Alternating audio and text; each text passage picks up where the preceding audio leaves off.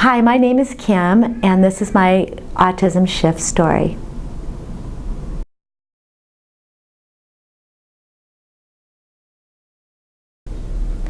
I've been a speech and language therapist for about 33 years, and I initially started in California, Northern Idaho, and in Washington, Connecticut.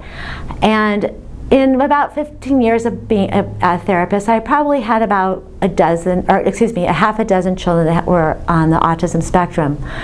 When I was working for a local school district here, I was in the preschool program, and I was also on the Child Find, which are kids from 3 years old to 5 years old. Well, I was in the preschool program one time, and we had a new boy that was coming in, and he had a diagnosis of autism. And he was nonverbal, and he came right up to me, and he grabbed my face and looked in my eyes, and right then I knew that was my shift. And now I'm going to start, cut. But I decided that was where I was going to put all my eggs in my basket, and I didn't want to do speech sounds really that much anymore. And I left the school district, and I went to numerous workshops and conferences, and I've read dozens of books, and it's still my passion. When I first met Temple Grandin, when I first saw her, I was at, what really got me about knowing that kids with autism were really smart was when I met Temple Grandin. And I was at our workshop, and they usually in the lobby they'll have like books, and I was clear on the end of the table, and I picked up one of her books, and she came right over and she said, "Do you want me to sign that for you?" And I'm like, "Okay, I guess I'll buy it then," you know.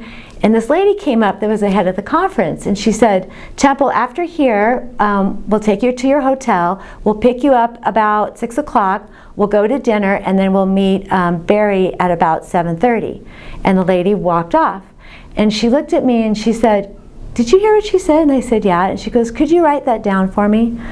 And ever since that, I knew that kids or people with the autism spectrum are very visual learners.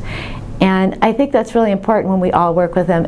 And also, as Temple Grandin has said, and so many people that I know, is that the sensory part is so important for them to be regulated to communicate. And I try to talk about that with teachers that I've just met or speech therapists that I've just met that don't really understand that sensory piece, because I think it's critical for these kids to learn. And there's so many of them that have so much to offer, we just have to find the way to reach them.